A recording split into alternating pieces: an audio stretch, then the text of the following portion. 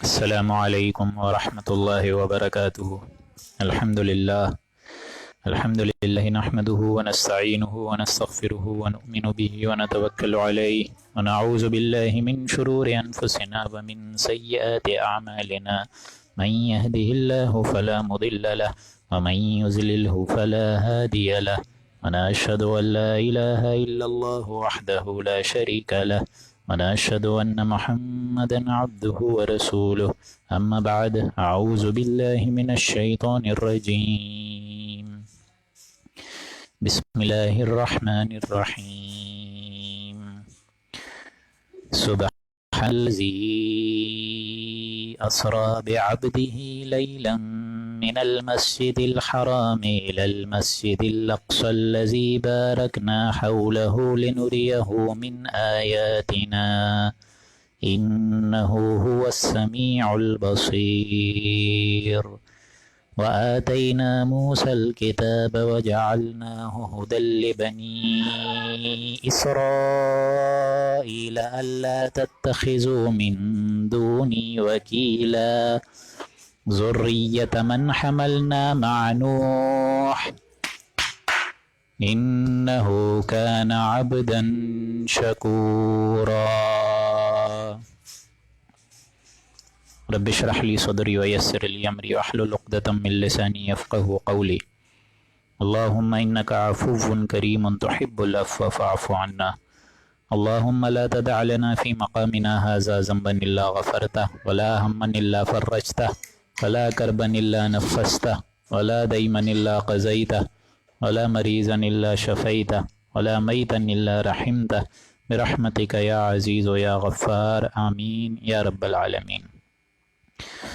سامعین محترم، آج اللہ کے فضل و کرم سے ہم لوگ قرآن مجید کے یوں سمجھیے کہ مد میں ہیں، اور آج ہم لوگ سورہ بنی اسرائیل کا مطالعہ کرنے جا رہے ہیں، اور یہ اللہ کے فضل و کرم سے قرآن مجید کی 17ویں صورت ہے، جو کہ 15ویں پارے پر ہے، اور یہیں سے ہی 15ویں پارے کا آغاز ہو چکا ہے۔ اس سے پہلے کہ میں سورہ مبارک کی وضاحت کروں، تفسیر بیان کروں آپ کے سامنے، پچھلی صورت میں سورہ نحل میں جو الفاظ آئے تھے، جو آیات آئی تھیں، بالخصوص آیت نمبر 125ویں، یہ بہت اہم ہے، جس کے لیے اتنی وضاحت کی ضرورت تھی جو کہ میں کل نہیں کر سکا، کیونکہ اصل مقصد یہ تھا کہ سورہ مبارکہ کا اختتام ہو جائے تاکہ آج ہم لوگ سورہ بنی اسرائیل پڑھ سکیں۔ اس سورہ مبارک میں جو پچھلی والی صورت ہے سورہ نحل، اس میں یہ جو آیت آئی ہے، ادعو الی سبیل ربک بالحکمت والموعظۃ الحسنۃ وجادلہم باللتی ہی احسن، یہ بڑی اہم آیت ہے قرآن مجید کی۔ لفظی ترجمہ تو یہ ہے کہ پکارو اپنے رب کی دعوت کی طرف ان لوگوں کو، بالحکمہ، علم کی باتوں سے، حکمت کی باتوں سے، والموعظہ، اور ایسی بات سے جو کہ دل میں اتر جائے، نصیحت کر جائے، دل کو اچھی لگے، رویدگی اس سے بیدار ہو، وجادلہم باللتی ہی احسن، اور اگر تمہیں مجادلہ کرنا ہی پڑے، کہیں بحث بازی کرنی ہی پڑے کسی شخص سے اس دین کے معاملے میں، تو وہ بھی اپنی، اس میں بھی تمہیں اخلاقی معیار اپنا بلند رکھنا چاہیے، اخلاق سے گرنا نہیں چاہیے، نیچے نہیں اترنا چاہیے۔ ان ربک هو اعلم بمن ضل عن سبیلہ، یقیناً اللہ تو جانتا ہے کہ کون اس کے راستے سے جدا ہوا ہے، بھٹکا ہوا ہے، وهو اعلم بالمہتدین، اور وہ اس کو بھی جانتا ہے جو کہ ہدایت یافتہ ہے۔ تو یوں سمجھیے کہ اصل میں دعوت اسلامی کے 3 مختلف گوشے ہیں، لیولز ہیں۔ عام طور پر لوگوں نے اس کو ایک ہی انداز میں ترجمہ کیا ہے، حالانکہ ایسا نہیں ہے۔ اس میں دقت نظر جس حساب سے دینی چاہیے لوگ دیتے نہیں ہیں۔ آپ کو معلوم ہے انسان کے مختلف مزاج ہوتے ہیں، تو دعوت کے بھی یوں سمجھیے کہ مختلف ایسپیکٹس ہوتے ہیں، لیولز ہوتے ہیں، گوشے ہوتے ہیں۔ مثلا انسانوں میں بھی کچھ لوگ ایسے ہوتے ہیں جو عقل سے بات سمجھتے ہیں، دلائل سے بات سمجھتے ہیں، پھر دعوت قبول کرتے ہیں دلیل پر مبنی باتوں پر، اس میں جزام نہیں کرتے۔ کسی شے کو اگر وہ قبول کرتے ہیں تو جذبات کی بنا پر نہیں، دلائل اور مشاہدے کی بنا پر، اور اگر کسی شے کو وہ رد کرتے ہیں، قبول نہیں کرتے، تو وہ بھی دلائل پر۔ تو ہر معاشرے میں ایسے لوگ ہوتے ہیں جن کو آپ لوگ جینیس کہتے ہیں کہ یار یہ ایک دم ریٹن بات کرتا ہے، دو ٹوک بات کرتا ہے۔ تو ایسے لوگوں کو دعوت جو ہے جذبات سے نہیں بلکہ بالحکمہ، پختہ بات، عقلی دلائل، محکم باتوں سے، وَمَن يُؤْتِ الْحِكْمَةَ فَقَدْ أُوتِيَ خَيْرًا كَثِيرًا، یہ تو ہم پڑھ چکے ہیں۔ جس کو اللہ تعالیٰ حکمت دے دے اس کو تو بہت زیادہ خیر دے دیا. تو یہ خدمت ہے دین کی. سب سے پہلا اسپیکٹ ہے اس میں حکمت کی بات، پختہ بات، اچھی نصیحت کی بات، دلائل پر مبنی بات. اور خود حضور اکرم صلی اللہ علیہ وآلہ وسلم کی بھی جو دعوت اور تحریک چلی ہے، اس کا بھی سب سے اونچا معیار جو انسانوں کے لیے ہے وہ کیا ہے؟ وہ ہے عقل کی باتیں، مشاہدے کی باتیں. کسی شے کی اہمیت کتنی زیادہ ہے، جو اصول پہچانا جا سکے کہ یہ حکمت کی بات ہے، گہری بات ہے، عقل کی بات ہے، یہ ساری چیز. اور خود حضور کی مثال جس طرح میں نے آپ کو بتائی وہ بھی یہی تھی، یتلو علیہم آیاتہ ویزکیہم ویعلمہم الکتاب والحکمہ. دانائی کی بات، اچھی بات، گہری بات، جس سے انسانوں کا دل متاثر ہو جائے. اسی طریقے سے آپ لوگ کو معلوم ہے کہ یہ دلائل جب دوسروں سے قرآن مجید مانگتا ہے، قُلْ هَاتُوا بُرْهَانَكُمْ إِن كُنتُمْ صَادِقِينَ، کہ اگر تم سچے ہو تو کوئی دلائل لاؤ، کوئی لکھی ہوئی بات بتاؤ. تو جب یہ قرآن مجید کہتا ہے تو کسی داعی دین کے لیے بہت ضروری ہے کہ کوئی بھی بات کرے وہ منطقی بات ہو، عقل کی بنیاد پر ہو. اب یہی وہ شخص کر سکتا ہے جو خود حکیم ہو، عقل مند ہو. جب عقل مند اور حکیم اور دانا ہوگا ہی نہیں تو حکمت کی بات کیسے کہے گا؟ تو اس کے لیے پہلے خود قرآن مجید کو سمجھنا، اس کے اندر غوطہ زنی کرنا. قرآن میں وہ غوطہ زن ہے مرد مسلمان. اس کے لیے پہلے خود دین کو سمجھنا ضروری ہے. اور یہی وجہ ہے کہ حضور نے جو دعوت اور تحریک کا سلسلہ آغاز کرا وہ اپنے گھر سے کرا، اور اسی کو برعکس کر کے ہم لوگ اپنا رویہ گزار رہے ہیں. ہمارے اپنے گھروں میں اسلام ہے نہیں اور دوسروں کو جا کے اسلام سکھا رہے ہیں. اللہ اکبر! اس سے بڑی حماقت کوئی نہیں ہے. بلکہ چیریٹی بگنز ایٹ ہوم. آپ خود پہلے اپنی صلاحیت جتنی بھی ہے قرآن مجید پڑھیں، حکمت حاصل کرنے کی اولین کوشش کریں، اور جب آپ کو یہ چیزیں سمجھ آ جائیں تو دوسرا اسٹیپ کیا ہے؟ والموعظہ، واز، نصیحت. دلوں کے اندر جو بات گھل جائے، اچھی نصیحت. کیونکہ یہ عوام الناس کا یہ معاملہ نہیں ہے. ان کو اگر آپ دلائل کے بغیر بھی اچھی بات کہیں گے تو وہ جذبات میں بھی کام کر جائے گی، کوئی مسئلے کی بات نہیں ہے. دل ان کے کھلی کتاب کی مانند ہے، جو انسان جو اس پہ لکھ دے. ایسے لوگوں کے لیے موعظہ، موعظۃ الحسنہ، اچھی بات، خلوص سے کہی جانے والی بات. وہ ایسا نہ لگے انسانوں کو کہ یہ جو مجھے اچھی بات کہہ رہا ہے تو اپنے علم کا ڈھوس جما رہا ہے، تکبر ہے اس کے اندر. نہیں، بلکہ ایسا لگے کہ واقعتاً یہ بندہ خیر خواہی کی نیت رکھتا ہے. جو مجھ سے کہہ رہا ہے خلوص کے ساتھ کہہ رہا ہے. عوام الناس پر جو دعوت ہوگی وہ اس لیول پر ہوگی.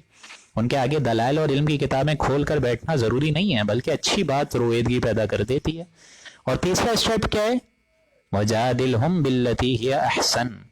یعنی کچھ لوگ ایسے ہوتے ہیں ایک معاشرے میں جو لوگوں کی مت مارنے پر تلے ہوتے ہیں. اب آپ دیکھ لیجئے کرسچن مشنریز ہے، اور بالخصوص یہ جو دجالی فتنہ آ رہا ہے قادیانی، ان کو تو آپ کچھ بھی کر لیں یہ لوگ بات سمجھیں گے ہی نہیں. بلکہ تو ان کو سیکشنز ملتے ہیں، خرچے ملتے ہیں، ان کی تو ٹریننگ ہوتی ہے، تربیت ہوتی ہے، لوگوں کو اپنے مذہب میں کسی طرح کھینچنے کی کوشش کرتے ہیں. یہ قادیانی ایجنٹس فتنے ہیں نا، تو لوگوں سے مجادلہ، مناظرہ، بحث کرتے ہیں. یہ لوگ یہ بات نہیں مانتے. اگر آپ ان کو خلوص سے بات سمجھائیں گے کبھی نہیں مانیں گے. تو ایک وقت آتا ہے ان کے ساتھ جدال کرنا پڑتا ہے، بحث کرنی پڑتی ہے، لڑنا پڑتا ہے، جھگڑنا پڑتا ہے. لیکن قرآن مجید نے دیکھیں لفظ لڑنے کے لیے نہیں نکالے. قرآن مجید نے کیا بولا ہے؟ وَجَادِلْهُمْ بِالَّتِي هِيَ أَحْسَنُ. مجادلے کا لفظ استعمال کرا ہے کہ ہاں ان سے جھگڑنا ہوگا، بحث ہوگی، ان کو تو خاموش کرنا ہوگا، ورنہ عام لوگ تو ان کی طرف اٹریکٹ ہو جائیں گے. لیکن اس مجادلے میں بھی تمہارا اپنا اخلاقی معیار تار تار نہ ہو، بلند رہے. نیچے نہ اترو، گالم گلوچ کرنے پہ مت آ جاؤ، گھٹیا انداز میں ان سے بات نہ کرو، بلکہ آداب کا لحاظ رکھو، ادب کو بروئے کار لاؤ. لیکن باللتی ہی احسن، اچھے طریقے سے ان سے مذاکرہ کر لو. تو گویا یہ 3 لیولز ہیں، لہٰذا ہر گروپ سے الگ الگ اسٹائل اڈاپٹ کیا جائے گا. جو حکمت والی بات ہے وہ داعیان دین کے لیے سب سے اہمیت کی بات ہے. دوسرا لیول والموعظہ، اچھی بات کہے، اخلاق کی بات کہے. تو ہر آدمی چاہے جو بھی کام کر رہا ہے دین کا وہ اچھے کام کر رہا ہے. لیکن اس سے نیچے ایک لیول ہے کہ جب جھگڑنے پر بھی آ جاؤ تو اچھے طریقے سے حسن سلوک رہنا چاہیے. اور اس میں ظاہر بات ہے کہ جب آپ کو خود اس بات کا اور اس فرقے کا علم ہی نہ ہو، اس کی تربیت ہی نہیں ہوئی ہو، تب تک وہ آپ اس سے مجادلہ کر ہی نہیں سکتے. تو ہر دین کو سمجھنے کے لیے، ہر دین کو بالخصوص دین اسلام کو پھیلانے کے لیے دوسرے مذاہب کا بھی پڑھنا سمجھنا ایک طریقے سے ضروری ہے، اگر آپ ان سے بحث مذاکرے میں کبھی انوالو ہو جائیں. تو یہ اس آیت کا مطلب تھا، کیونکہ اگلی آیت میں اس کو کھول دیا گیا اور واضح کر دیا گیا کہ اللہ خوب جانتا ہے بمن ضل عن سبیلہ، کہ جو اس کی راہ سے ہٹا ہوئے. آپ کے بحث میں پڑھنے سے بھی یہ تو نہیں ہے نا کہ وہ فوراً ہدایت لے آئے گا. ہدایت دینی ہوگی اللہ دے گا. اللہ جانتا ہے کون اس کے راستے سے الگ ہے، وَهُوَ أَعْلَمُ بِالْمُهْتَدِينَ، اور وہ بھی جانتا ہے جو کہ ہدایت پر کاربند ہے. تو بہرحال اب ہم لوگ آگے چل رہے ہیں سورہ بنی اسرائیل کی طرف، اور کچھ ابتدائی باتیں میں بتا دوں کیونکہ آج کی اس نشست میں بولوں گا زیادہ، کیونکہ میں ایک ہی رکوع کراؤں گا، اس کی وجہ بہت اہم ہے کہ یہ بنی اسرائیل اور سورہ کہف یہ بہت نہایت یوں سمجھیے عظیم جوڑا ہے قرآن مجید کا۔ سورہ بنی اسرائیل دیکھیں آغاز ہو رہی ہے سبحان الذی اسری بعبدہ، کہ اللہ کی تسبیح لے کر یہ آیت اسٹارٹ ہوئی ہے، آغاز ہوئی ہے کہ پاک ہے اللہ تعالیٰ کی ذات، ہر عیب سے، ہر نقص سے، ہر شرک سے، بلند ہے، اعلیٰ ہے، عرفہ ہے، منزہ ہے، مبرہ ہے، سبحان الذی۔ اور جو اگلی صورت ہے وہ کس سے؟ الحمد للہ الذی انزل علی عبدہ الکتاب ولم یجعل لہ عوجا، اللہ کی حمد کے ساتھ۔ تو یہ دونوں کی دونوں اللہ کی تسبیح اور حمد کا پیکر ہیں۔ حدیث میں ہے کہ میزان خداوندی ان تسبیحات سے بھر دی جاتی ہے، سبحان اللہ، الحمد للہ۔ تو گویا کہ انسان معرفت خداوندی کو حاصل کر سکتا ہے ان آیات سے، ان بالخصوص ان حمد و ثنا سے۔ اور یہاں آپ دیکھیں گے کہ سبحان الذی اسری بعبدہ، لے گیا اللہ تعالیٰ اپنے بندے محمد مصطفیٰ کو مسجد حرام سے الی المسجد الاقصی الذی، مسجد اقصی کی طرف، وہ شب معراج کا واقعہ چل رہا ہے۔ تو یہاں اللہ تعالیٰ شروع میں کیا بتا رہے ہیں؟ اللہ اپنے بندے کو لے گیا۔ اور سورہ کہف میں کیا آئے گا؟ الحمد للہ الذی انزل علی عبدہ، وہاں ہے کہ اللہ نے اپنے بندے پر کتاب اتاری۔ تو یہ ریسیپروکل ایک معاملہ ہے دونوں صورتوں کے مابین۔ پھر دونوں جگہ رسول کا لفظ نہیں استعمال ہوا بلکہ سبحان الذی اسری بعبدہ، عبد کا لفظ استعمال ہوا، بندے کا۔ دونوں صورتوں کے آخر میں آپ لوگ کو نظر آئے گا قل، یہ جس طرح آپ لوگ کو معلوم ہے،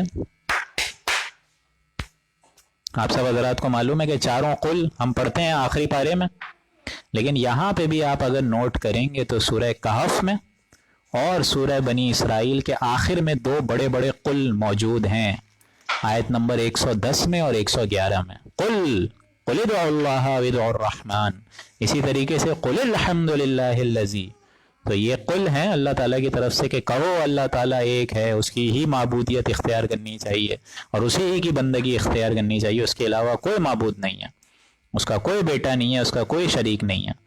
تو یہ دو آیات سورہ بنی اسرائیل کے اختتام پہ اور سورہ کہف میں بھی اختتام پر اگر آپ جائیں تو آپ لوگوں کو ایک اور قل بلکہ دو قل نظر آئیں گے، وہ بھی بڑے جامع ترین ہیں اور مناسبت کے اعتبار سے بہت۔ قل لو کان البحر مدادا لکلمات، اسی طریقے سے قل انما انا بشر مثلکم یوحی الی، آیت نمبر 109 اور 110۔ یہ جب ہم لوگ پڑھیں گے تو آپ لوگ کو وہاں معنی سمجھ آئیں گے، اور بہت نہایت عظیم جامع ترین دین کو قائم کرنے کے لیے ایک بہت چوٹی کا معیار رکھتی ہیں یہ دو آیات سورہ بنی اسرائیل کے اختتام پہ اور دو آیات سورہ کہف کے اختتام پہ۔ یوں بھی سمجھ لیجئے کہ یہ دونوں صورتیں دوستوں انٹر لاک ہیں، کیونکہ یہاں یہ جو سورہ مبارک کا اختتام ہوگا وَكَبِّرْهُ تَكْبِيرًا، کہ اللہ کو بلند کرو جیسا کہ بلند کرنے کا اس کا حق ہے، اور اسی حکم پر تعمیل کرتے ہوئے اگلی صورت نازل ہوئی ہے کہ الحمد للہ الذی انزل علی عبدہ الکتاب۔ تو یہ بہت یوں سمجھیے کہ جامع ترین مضمون آج کی نشست کا بالخصوص، کیونکہ یہ جو ایک رکوع ہم آج پڑھیں گے یہ بہت اہم ہے۔ اس میں بنی اسرائیل کا کیونکہ نام بھی دیکھیں بنی اسرائیل ہے اور سورہ اسرا بھی اس کا دوسرا نام ہے، تو بنی اسرائیل کے ادوار کا جو 4 ادوار ان پر گزرے ہیں ان کا ذکر آج آپ لوگ کو نظر آئے گا، جو 4 مختلف ٹائمز ان پہ گزرے ہیں نا، ایک عروج کا، پھر زوال کا، پھر دوسرا عروج اور دوسرا زوال۔ یہ اچھے طریقے سے سمجھ لیں، آج میں آپ لوگ کو بہت بیسک سے اسٹارٹ کر چلوں گا، کیونکہ آپ لوگوں نے جتنے اب تک دوستوں مضامین پڑھ لی ہیں سورہ بقرہ میں، سورہ مائدہ میں، سورہ اعراف میں، وہ یوں سمجھیے کہ منتشر سے مضامین پڑھے ہیں، کیونکہ کچھ صورتیں پہلے نازل ہوئیں کچھ بعد میں ہوئیں، لیکن یہ قرآن مجید کا وہ مقام ہے جہاں آپ لوگوں کو قرآن مجید میں باقاعدہ نظر آئے گا کہ ان کی چاروں ادوار ایک سیکوینس سے بتائے گئے ہیں، چاروں ادوار۔ اور اس میں ہمارے لیے فائدہ کیا ہے، ہم جو پڑھ رہے ہیں وہ یہ ہے کہ حضور کی حدیث سے ہمیں آج پتہ چلتا ہے کہ حضور نے فرمایا کہ میری امت پر بھی وہ تمام حالات اور واقعات وارد ہوں گے جیسا کہ سابقہ امت مسلمہ پر ہوئے، یعنی یہودیوں پر۔ حضور نے آگے اور مثال بیان فرمائی کہ جیسے ایک جوتی دوسری جوتی سے متشابہ ہو جاتی ہے، سملر ہو جاتی ہے، اسی طرح یہ تم لوگ بھی امت مسلمہ فالو کرو گے ان کی حرکتوں کو۔ تو اسی طرح 4 ادوار امت مسلمہ کے بھی گزر چکے ہیں، اور 4 ادوار ان کے بھی گزر چکے ہیں. لہٰذا ہمیں آج یہ آیات پڑھ کر ایک آئینہ دکھایا جا رہا ہے، موجودہ امت مسلمہ کو آج ایک آئینہ دکھایا جا رہا ہے کہ ان کے 4 دور گزر چکے، ادوار گزر چکے، اور تمہارے بھی 4 ادوار گزر چکے ہیں. اب تم کہاں کھڑے ہو اور وہ کہاں کھڑے ہوئے تھے، ان کا کیا حشر نشر ہوا اور اب تمہارا کیا ہو رہا ہے. تو یہ ایک یوں سمجھیے کہ صورتحال ایک دم مناسبت کے طور پر ہم دونوں امتوں کی چل رہی ہے. سابقہ امت مسلمہ یعنی یہود، جیوز، اور موجودہ امت مسلمہ یعنی مسلمز. اب ہم بسم اللہ کرنے جا رہے ہیں. اعوذ باللہ من الشیطان الرجیم، بسم اللہ الرحمن الرحیم. سبحان الذی اسری بعبدہ لیلا من المسجد الحرام الی المسجد الاقصی الذی بارکنا حولہ. کہ اللہ تعالیٰ وہ ذات پاک ہے ہر شرک سے، ہر عیب سے، ہر اولاد سے اور ہر بری عیب سے. اللہ تعالیٰ پاک ہے، اعلیٰ ہے، عرفہ ہے، منزہ ہے، مبرہ ہے، جو کہ اپنے بندے کو لے گیا. اسرا بعبدہ، رات کے وقت، لیلا من المسجد الحرام الی المسجد الاقصی، جو کہ اپنے بندہ محمد مصطفیٰ صلی اللہ علیہ وآلہ وسلم کو خود لے گیا مسجد حرام یعنی مسجد کعبہ سے الی المسجد الاقصی، مسجد اقصی کی طرف یعنی یروشلم کی طرف. الذی بارکنا حولہ، جس کا ماحول اللہ تعالیٰ نے بابرکت بنایا ہوا تھا. یعنی وہ دنیاوی اعتبار سے بھی، یروشلم مسجد اقصی آپ کو معلوم ہے بہت زرخیز علاقہ ہے، لوگ دور دور سے وزٹ کرتے ہیں، تو اس اعتبار سے بھی بڑا ایک زرخیز اور ماحول بابرکت ہے. اور دوسرا یہ کہ سینکڑوں انبیاء یہاں پر ہیں موجود، یہاں پر ان کے مدفن ہیں. حضرت ابراہیم کا بھی مسکن یہیں تھا. یہاں نیک لوگوں کاروں کی بھی یوں سمجھیے کہ عبادت گاہیں ہیں. یہ ساری چیزیں ہیں. تو پورا ماحول دونوں اعتبار سے، روحانی اعتبار سے اور مادی اعتبار سے بہت اللہ نے بابرکت رکھا ہے. اور یہ اشارہ کس کی طرف ہے؟ شب معراج کی طرف. یہ معراج کے سفر کا ہے اور اس کے 2 حصے ہیں، ایک زمینی اور ایک آسمانی. ایک زمینی حصہ ہے جس کا بیان یہاں ہو رہا ہے، اس پہلے حصے کا بیان یہاں ہو رہا ہے کہ اللہ لے گیا مسجد حرام سے، جہاں حضور اکرم صلی اللہ علیہ وآلہ وسلم کا سینہ مبارک چاق ہوا، اور ظاہر بات ہے اس میں حضرت جبریل علیہ السلام نے ان کے قلب اطہر کو دھویا، جتنا ہمیں پتہ چلتا ہے روایات سے، زمزم کے پانی سے دھویا اور پھر جا کے ایسنٹ ہوا ہے. تو یہ پورا کا پورا جو سفر ہوا ہے، زمینی حصہ یہ ہے کہ مسجد حرام سے مسجد اقصی کی طرف لے کے چلا گیا حضور اکرم صلی اللہ علیہ وآلہ وسلم کو، اور پھر وہاں سے جو ایسنٹ ہوا ہے وہ ہے آسمانی سفر، جس کا نقشہ آپ کو نظر آئے گا سورہ نجم میں. وَالنَّجْمِ إِذَا هَوَى مَا ضَلَّ صَاحِبُكُمْ وَمَا غَوَى وَمَا يَنطِقُ عَنِ الْهَوَى. یہ ہم لوگ پڑھ چکے ہیں، جو لسنرز پرانے ہیں ان کو یاد ہوگا، سورہ نجم ہم لوگوں نے رمضان کے آخری عشرے میں پڑھی تھی. تو بہرحال جب حضرت محمد مصطفیٰ کو لے گئے مسجد حرام سے مسجد اقصی میں، تو یہ لے کر کیوں گئے اور یہ پہلا بیان کیوں ہو رہا ہے؟ اس کی صاف بات یہ ہے کہ اب گویا کہ اعلان ہو رہا ہے کہ یہ دونوں جو عظیم ترین مقام ہیں، مسجد حرام اور مسجد اقصی، اب خود گویا کہ حضور اکرم صلی اللہ علیہ وآلہ وسلم کو ان کا متولی بنایا جا رہا ہے، اور اب نئی امت مسلمہ کی تشکیل ہو رہی ہے. اس لیے وہاں حضور گئے، وہاں حضور نے سارے انبیاء کی روحوں کو، ظاہر بات ہے وہاں پہ اللہ تعالیٰ کے حکم سے سارے انبیاء کی روحیں جمع ہوئیں، وہاں ان کو جسد دیے گئے. اب ان حقیقت کو ہم نہیں سمجھ سکتے، یہ عالم غیب کے معاملات ہیں. وہاں حضور صلی اللہ علیہ وآلہ وسلم نے ان کی امامت فرمائی، پھر وہاں سے شب معراج شروع ہوا ہے، ایسنٹ شروع ہوا ہے. یہ ہے پورا واقعہ جو اب ان آیات میں آپ لوگ کو نظر آ رہا ہے. تو اس ماحول کو اللہ نے بابرکت کر دیا تھا. اور یہ ایسنٹ کیوں ہوا، شب معراج کیوں ہوا؟ لِنُرِيَهُ مِنْ آیَاتِنَا، تاکہ ہم اپنے اس بندہ محمد مصطفیٰ صلی اللہ علیہ وآلہ وسلم کو اپنی آیات دکھائیں.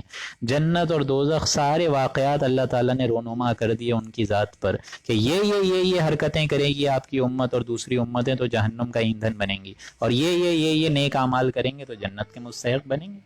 تو یہ آیات اللہ نے دکھائی، اور بالخصوص اس واقعتاً اس مکانی لحاظ سے بھی وہ جگہ بہت اہمیت کی حامل تھی، بہت زیادہ اہمیت کی حامل تھی، کیونکہ وہاں اللہ تعالیٰ نے ایک طریقے سے حضور اکرم صلی اللہ علیہ وآلہ وسلم سے بات کری ہے، جس کو ہم پڑھتے ہیں التحیات للہ والصلوات والطیبات. تو یہ ابھی آگے آئے گی باتیں. انہ هو السمیع العلیم، اور یقیناً اللہ تعالیٰ انہ هو السمیع البصیر، یقیناً اللہ تعالیٰ سنتا ہے اور علم بھی رکھتا ہے اور وہ دیکھتا بھی ہے. یعنی سارے معاملات پچھلی امت کے بھی اللہ تعالیٰ نے دیکھے، سنے، سمجھے، اور اس معاملات کو بھی اللہ تعالیٰ دیکھ رہا ہے جو موجودہ امت مسلمہ اب گزارے گی. اب ظاہر بات ہے نام ہی سورہ بنی اسرائیل ہے، تو نام سے ہی یہاں دیکھیں اگلی آیات میں دیکھیے گا آپ لوگ کہ اب یہ مرکز کس کا تھا؟ اصل میں تو تھا یہودیوں کا نا، جو حضرت سلیمان نے تعبیر کیا تھا. تو اب ان کی تاریخ آ رہی ہے، وَآتَيْنَا مُوسَى الْكِتَابَ، اور ہم نے حضرت موسیٰ علیہ السلام کو کتاب دی یعنی تورات، وَجَعَلْنَاهُ هُدًى لِبَنِي اسرائیل، اور ہم نے اس کو بنی اسرائیل کے لیے ہدایت کا ذریعہ بنا دیا۔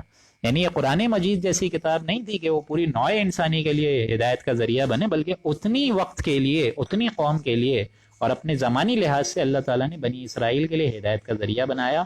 اللہ تتخذوا من دونی وکیلا، اور اس کتاب کا اصل جوہر، خلاصہ، توحید کا اصل مرکز کیا ہے؟ اللہ تتخذوا من دونی وکیلا، کہ اللہ کے سوا کسی اور کو اپنا سازی، اپنا سہارا، اپنا کارساز، اپنا دوست، اپنا ولایتی مت سمجھو۔ یہ ہے توحید کا اصل خلاصہ، کہ اللہ کے سوا کسی اور کی بندگی نہیں ہونی چاہیے۔ ذریۃ من حملنا مع نوح، بے شک اللہ تعالیٰ نے ان لوگوں کی نسل جن کو ہم نے نوح علیہ السلام کے ساتھ سوار کیا ہوا تھا، آباد کیا، یعنی یہ ساری کی ساری یہودیوں کی نسل کیا ہے؟ حضرت نوح علیہ السلام ہی جو بچا لیے گئے تھے اپنی 3 بیٹوں کے ذریعے، سام، حام اور یافس۔ حضرت سام کی ہی نسل میں حضرت ابراہیم آباد ہوئے، اور حضرت ابراہیم کی ہی نسل میں پھر بنی اسرائیل وجود میں آئی۔ لہٰذا جو نوح علیہ السلام کی نسل بچا لی گئی تھی، انہی کی نسل میں سے ہی تو تم ہو، اور تم کہاں سے ہو؟ وہیں سے ہی ہو۔ انہ کان عبدا شکورا، اور بے شک وہ ہمارا جو بندہ تھا یعنی حضرت نوح بڑے شکر گزار بندے تھے وہ۔ وَقَضَيْنَا إِلَىٰ بَنِي إِسْرَائِيلَ فِي الْكِتَابِ، یہ آیت بہت اہم ہے موجودہ امت مسلمہ جہاں ہم آج زندگی گزار رہے ہیں، بڑے مزے سے سانس لے رہے ہیں۔ اگر ہمیں یہ آیات بالخصوص آیت نمبر 4، 5 اور 6 سمجھ آ جائے تو آپ لوگ کو اندازہ ہو جائے گا کہ ہماری امت کا جو زوال ہوا ہے یعنی امت محمدی کا، وہ کیوں ہوا ہے۔ اس 1 یا 2 آیات میں اس کا جواب ہے۔ وَقَضَيْنَا إِلَىٰ بَنِي إِسْرَائِيلَ، اور ہم نے یہ کتاب میں لکھ دیا تھا، ہماری طرف سے یہ بات ثابت ہو گئی تھی بنی اسرائیل کے طور پر، ہماری یہ پیشن گوئی تھی بنی اسرائیل یعنی یہودیوں کے لیے، اور ہم نے یہ بات لکھ دی تھی فی الکتاب، ان کی کتابوں میں، لَتُفْسِدُنَّ فِي الْأَرْضِ، کہ تم لازماً زمین میں فساد مچاؤ گے، مرتين، دوبارہ خرابی کرو گے، وَلَتَعْلُنَّ عُلُوًّا كَبِيرًا، اور تم بڑا زور جلانے لگو گے، یعنی بہت زیادہ سرکشی کرو گے، دین سے دور ہوگے۔ یہ دور آئے گا، بالکل آئے گا کہ تم شرارت کرو گے، شریعت سے دور ہو جاؤ گے، اور ظاہر بات ہے اس میں جو ہے عیاشیوں میں تم لگ جاؤ گے، اللہ کے عذاب کے پھر کوڑے برسائے جائیں گے تم پر، یہ وقت آئے گا۔ اب یہاں سمجھیے کہ بٹوین دا لائنز کیا معاملہ ہے، کہ اس سے پہلے بھی ان پر ایک دور آیا تھا عروج کا، کہ جب اللہ نے ان پر رحمتیں فرمائی تھی، وہ تو ہم پڑھ چکے ہیں نا، اگر آپ کو یاد ہو، جب حضرت موسیٰ علیہ السلام بنی اسرائیل کو فرعون کے پورے لشکر سے آزاد کرا کے لے کر گئے، مصر سے نکلے 1400 قبل مسیح کی یہ ساری بات ہے، پھر وہ کوہ طور پر گئے، تورات ان کو ملی، پھر وہاں سے مشرق گئے، جنگ کا حکم آیا، قوم نے منع کر دیا، فلسطین آباد نہیں ہو سکا، اللہ تعالیٰ کا پھر عذاب آیا، اسی صحرا میں وہ 40 برس بھٹکتے رہے۔ اسی دوران حضرت ہارون کا بھی انتقال ہو گیا، حضرت موسیٰ کا بھی انتقال ہو گیا۔ یہ پورا معاملہ ہے بٹوین دا لائنز۔ پھر اسی صحرا میں جو ان میں طاقتور لوگ تھے وہ جمع ہوئے، انہوں نے حضرت یوشع ابن نون جو خلیفہ تھے ان کی سرکردگی میں فلسطین کو دوبارہ فتح کیا، اور جو پہلا شہر فتح ہوا وہ میں بتا چکا تھا، جریکو تھا، اریحہ، پھر پورا فلسطین ایسا فتح کر دیا۔ بس مسئلہ یہ ہوا ہے کہ ان کی حکومت نہیں بن سکی، 12 قبیلے تھے، 12 حکومتیں بنا لیں، تو ظاہر بات ہے جب الگ الگ حکومتیں بن گئی تو آس پاس جو مشرک قومیں تھیں انہوں نے پھوٹ ڈالنا شروع کری ان میں، یہ لوگ پھر خوار ہوئے، ذلیل ہوئے، گھر سے نکالے گئے۔ یہ دورانیہ 300 برس کا ہے جس میں جنگ ہوئی، پھر یہ لوگ جمع ہوئے، سپہ سالار کے پیچھے جنگ ہوئی، حضرت طالوت کے انڈر یہ لوگ ساری سپرویژن میں جمع ہوئے، جو ہم پڑھ چکے ہیں دوسرے پارے کے اختتام پہ اگر آپ لوگ کو یاد ہو۔ پھر حضرت طالوت نے حضرت طالوت کے ساتھ ان لوگوں نے جنگ کری، مل کر جنگ کری ان کے ساتھ، اور پھر جالوت کو انہوں نے قتل کیا۔ پھر حضرت طالوت، حضرت داؤد اور حضرت سلیمان، ان تینوں کی ایک طریقے سے جس طرح ہمارے ہاں بھی خلافت راشدہ ہے حضرت ابو بکر، عمر، عثمان اور پھر حضرت علی کی، تو یہ پورا جو دورانیہ چلا ہے، جس طرح ہمارے ہاں امت مسلمہ میں 24 برس حضرت ابو بکر، عمر اور عثمان کا تینوں کا ملا کر ہوا ہے، ویسے ہی ان کے ہاں تقریباً کم و بیش 100 برس ان کی یہ خلافت چلی ہے۔ حضرت طالوت کی 16 برس چلی، حضرت داؤد کی 40 برس چلی، پھر حضرت سلیمان کی 40 برس چلی، تقریباً 96 ایئرس، 100 ایئرس کے اراؤنڈ۔ یہ ہے ان کی خلافت راشدہ۔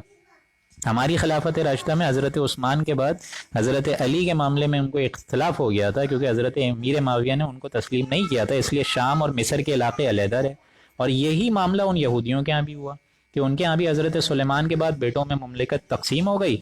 قصہ مختصر یہ کہ شروع میں ان پر عروج آیا، پھر شرک پر، دنیا پرستی پر، شریعت کا مذاق اڑانے کی بنا پر اور اللہ کے دین سے دوری کی بنا پر ان پر دوبارہ زوال آیا. اور یہ زوال یوں سمجھ لیجئے نمبر 1 آیا ہے شمالی مملکت اسرائیل کی وجہ سے. اسیرینز جو تھے انہوں نے اسرائیل کو ختم کر دیا، شمالی مملکت جو تھی اسرائیل اس کو ختم کر دیا. ان کے ہاتھوں، اسیرینز کے ہاتھوں یہ عذاب آیا ہے، زوال آیا ہے. اور پھر دوسرا ان پر جو زوال آیا وہ تو بہت ہی بڑا زوال تھا. وہ آیا تھا نمرود کا. عراق تھا 587 قبل مسیح میں، جو نبوکد نظر ان کا ایک بادشاہ تھا، اس نے یروشلم کو برباد کر دیا، ایک اینٹ بھی نہیں چھوڑی.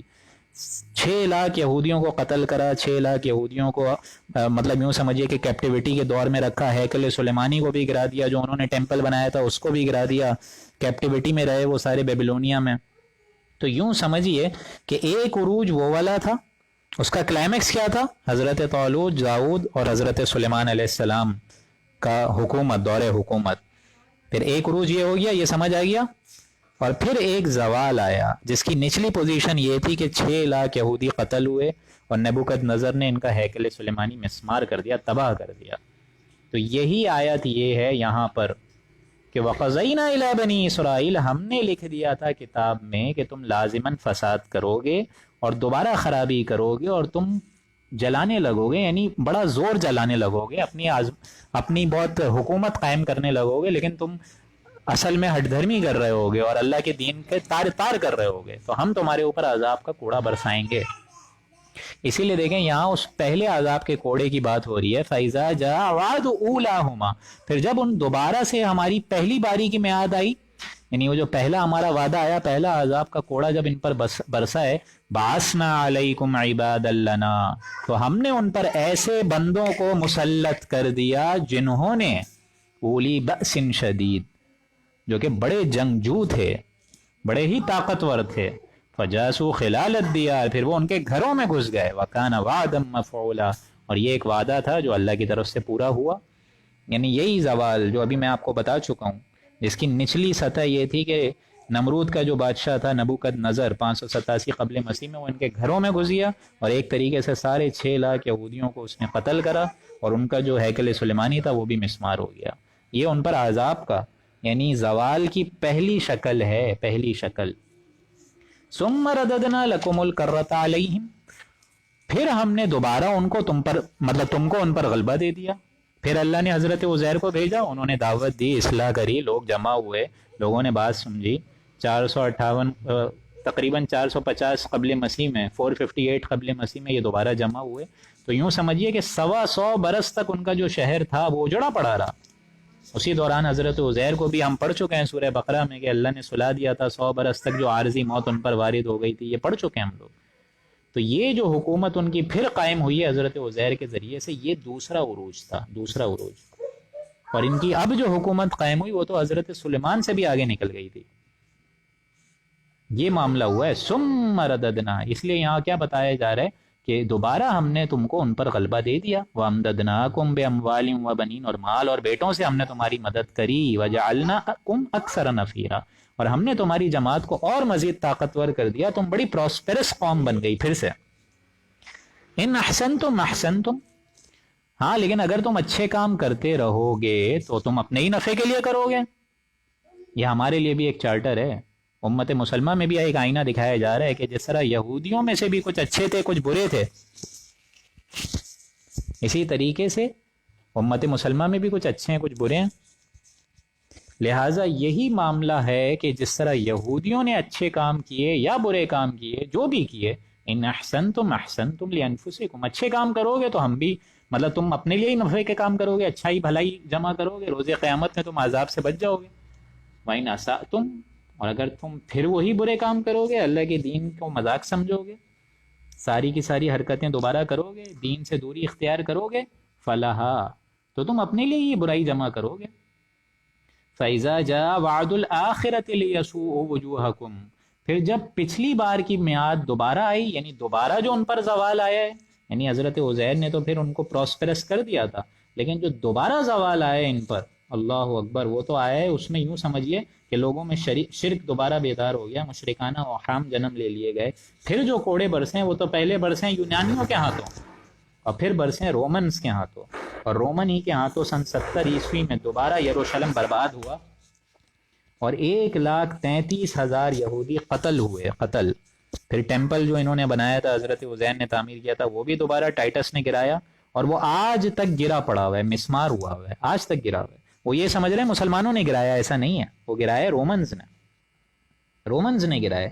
اور حضور اکرم صلی اللہ علیہ وآلہ وسلم کی بعثت جو ہوئی ہے وہ بھی 571 اے ڈی میں ہوئی ہے، تو ان کا جو ہیکل سلیمانی بھی جو گرا ہوا ہے اس کو بھی اب گویا کہ 500 برس مکمل ہو چکے ہیں، اور اب حضور صلی اللہ علیہ وآلہ وسلم کی پیدائش ہوئی ہے، وہ دنیا میں تشریف لائے ہیں، تو ان کی پوری قوم اس وقت تک منتشر ہو گئی تھی۔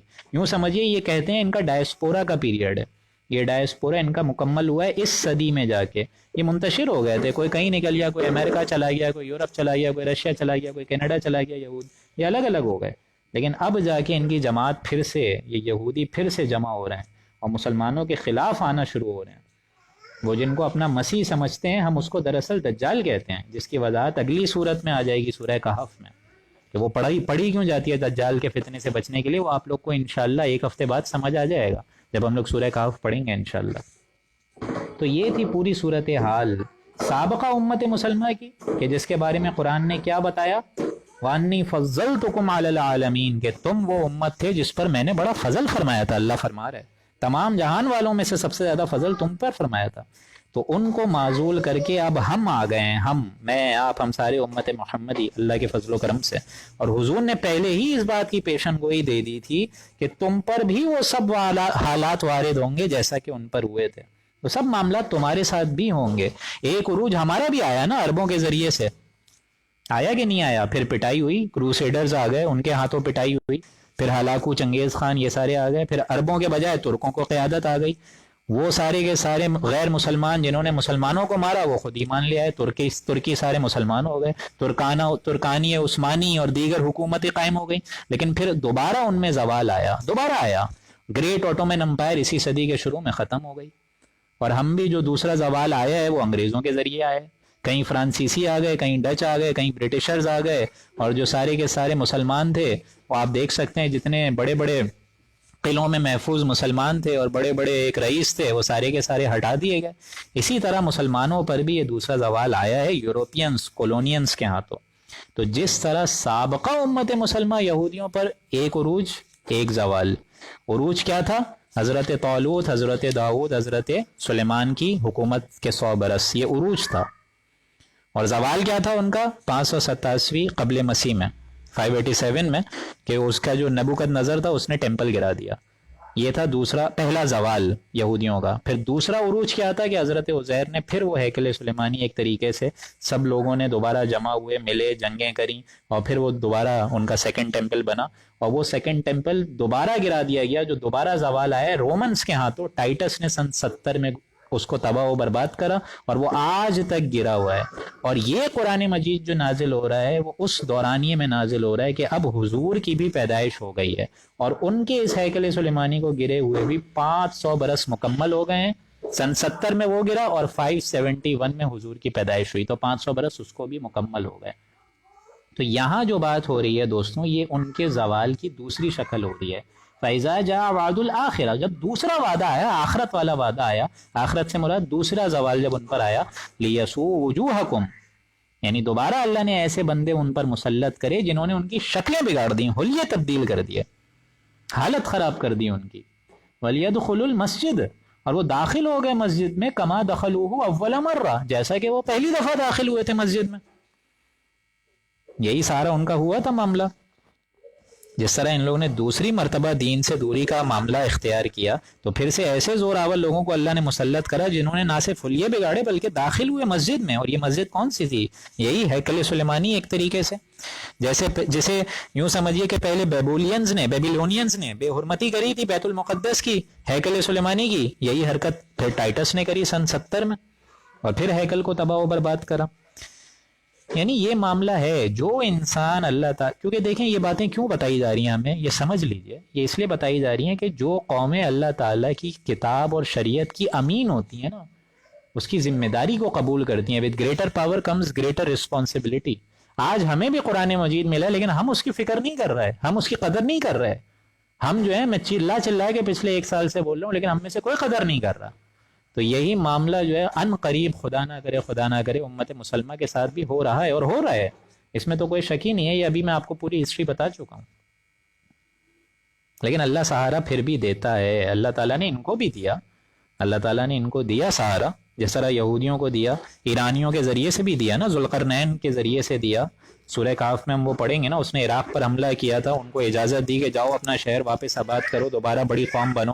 لیکن دوبارہ جب انہوں نے زوال کی روش اختیار کری تو اللہ تعالیٰ نے بھی عذاب کا کوڑا برسایا.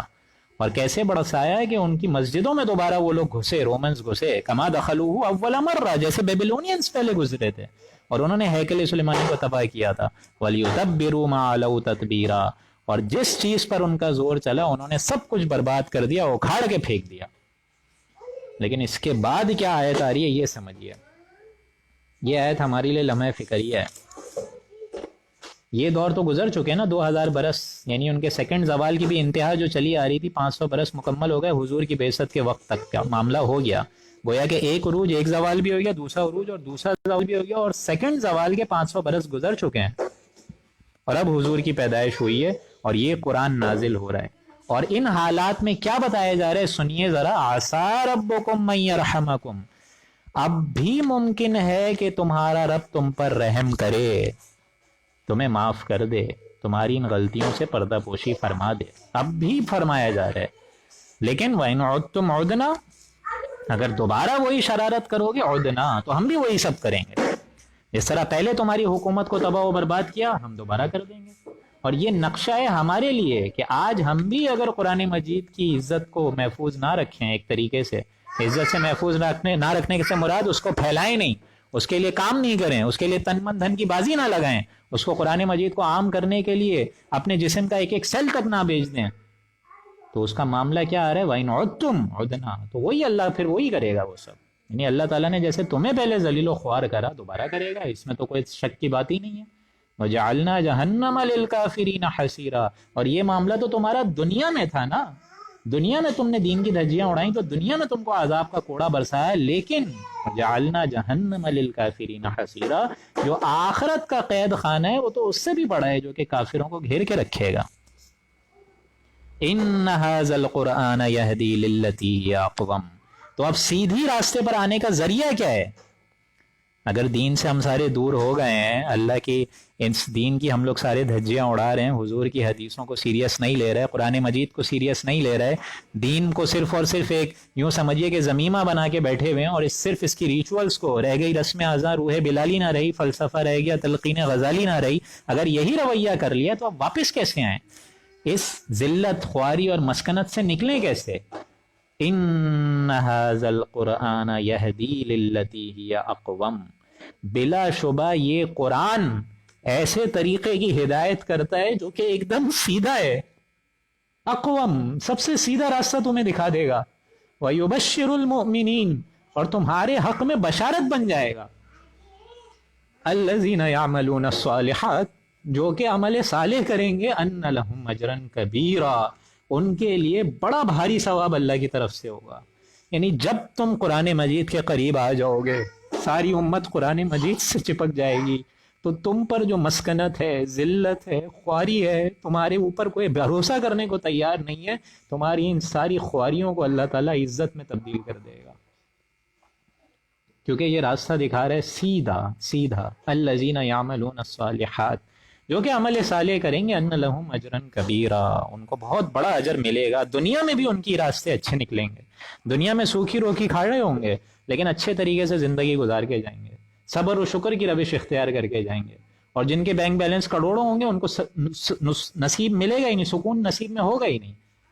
لیکن جو لوگ قرآن مجید سے چپک جائیں گے، وہ کیسی بھی زندگی گزار رہے ہوں گے، وہ سکون کے ساتھ زندگی گزار کے چلے جائیں گے. وَأَنَّ لَهُمْ أَجْرًا كَبِيرًا، بہت بڑا بھاری ثواب ان کو ملے گا. وَأَنَّ الَّذِينَ لَا يُؤْمِنُونَ بِالْآخِرَةِ، اور ظاہر بات ہے قرآن سے جب دور ہٹو گے تو کیا ہوگا؟ عمل کی خرابی ہوگی، اور عمل کی خرابی اس بات کی دلیل ہے کہ تمہارے اندر آخرت کا ایمان ہی نہیں ہے، بالکل نہیں ہے. وَأَنَّ الَّذِينَ لَا يُؤْمِنُونَ بِالْآخِرَةِ، جو کہ اس قرآن مجید پر یعنی ایمان نہیں رکھتے، تو یہ لوگ آخرت پر بھی ایمان نہیں رکھتے. یعنی جو لوگ آخرت پر ایمان نہیں رکھتے، اعتدنا لهم عذابا الیما، تو ہم ان کے لیے ایک دردناک سزا تیار ہم نے کر رکھی ہے، کری ہوئی ہے ہم نے. تو یہاں یہ جو ایک رکوع مبارک ختم ہوا ہے یہ بہت یوں سمجھیے کہ بڑا جامع مضمون تھا قرآن مجید کا. اور یہ بھی سمجھ لیجئے، اب اس کو میں سمرائز کروں ایک طریقے سے تو الحمدللہ آج ہم بھی امت محمد میں شامل ہیں تو ضرور، لیکن یہ بھی ایک امت گزری تھی دوستوں، سابقہ امت مسلمہ، اور ابھی یہ ختم نہیں ہوئی ہے، موجود ہے، معزول ہے، 2000 برس سے منتشر ہوئی ہے، لیکن آج ہمیں نظر آ رہا ہے، ہماری یہ آنکھیں دیکھ رہی ہیں کہ یہ دو پتنگیں اب اوپر چڑھ رہی ہیں، ایک سابقہ امت مسلمہ یعنی یہود، اور ایک موجودہ امت مسلمہ یعنی ساری کی ساری ہم لوگ، حضور صلی اللہ علیہ وآلہ وسلم کی امت. وہ لوگ بھی طاقتور اب نظر آ رہے ہو رہے ہیں.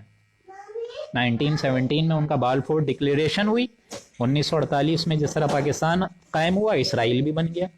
اب یہ اتنی بڑی طاقت بن گیا ہے کہ کسی عرب ملک میں ان کے اندر اتنی جرت نہیں ہے، اتنی ہمت ہی نہیں ہے کہ اس کا مقابلہ کر سکیں، بلکہ الٹا تسلیم کرتے پھر رہے ہیں ہم لوگ. لیکن امت مسلمہ بھی یوں سمجھیے دوستوں جمع ہو رہی ہے، اسی قرآن مجید کے فیض سے وہ جمع ہو رہی ہے، بالکل ہو رہی ہے. لوگوں کے اندر ایمان بیدار ہو رہا ہے، موجودہ امت مسلمہ پھر ایکٹیویٹ ہو رہی ہے. تو یہ دونوں پروسیس دوستوں سائیڈ بائی سائیڈ چل رہے ہیں، سائملٹینیس چل رہے ہیں. یہ ساری چیزیں بتانے کا مقصد یہ ہے کہ ہر وہ شخص جو دین کی خدمت کر رہا ہے اس کو معلوم ہو کہ ہم کہاں کھڑے ہیں، ہمارا ماضی کیا تھا، ہمارا مستقبل ہمیں کیا نظر آ رہا ہے، سابقہ امت مسلمہ کے ساتھ کیا حشر نشر ہوا اور ہماری کس باری کا انتظار ہو رہا ہے. یہ سب واقعات رونما ہونے چاہیے، ضروری ہے. تو اللہ تعالیٰ سے دعا ہے کہ اس ایک رکوع کے اختتام پر اللہ تعالیٰ ہم لوگوں کو اپنے حالات صحیح کرنے کی طاقت دے، ہمت دے، توفیق دے، اور قرآن مجید جو کہ اصل ضابطۂ حیات اور ایک رہنمائی کا ذریعہ ہے اس سے میں اور آپ اور تمام نوع انسانی جڑ جائے، تاکہ یہی دین جو کہ اللہ کے مطابق دین کامل ہے اور انسانوں کی نوع انسانی کی ہدایت کے لیے ذروۂ سنام ہے، اس کو ہم لوگ اپنی زندگی میں پورا عمل کر سکیں. اللہ سے دعا ہے کہ اللہ تعالیٰ آپ کا اور میرا بیٹھنا سننا قبول فرمائے اور اس دین کو آگے سے آگے پھیلانے کے لیے تن من دھن کی بازی لگانے کی توفیق عطا فرمائے. بارک اللہ لنا ولکم فی القرآن العظیم ونفعنی وإیاکم بالآیاتہ والذکر الحکیم. صدق اللہ العظیم.